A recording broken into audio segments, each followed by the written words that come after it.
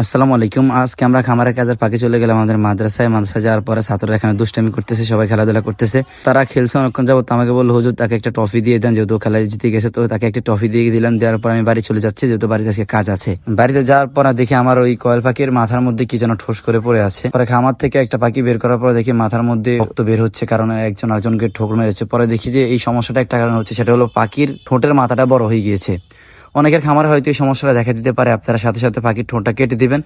আগাটা কেটে দিলে কি হবে, আর পাখির ঠোকাঠুকি করবে না, তাহলে ঠোকাঠুকি করলে তাদের মাথা ফেটে যাবে এবং কি তারা এর জন্য ক্ষতিগ্রস্ত হতে পারে। অনেকে আমাদেরকে কল দিয়ে বলে থাকেন, ভাই আমাদের পাখির শরীরের মধ্যে ক্ষত হচ্ছে কেন, মাথার উপরে ক্ষত হচ্ছে কেন।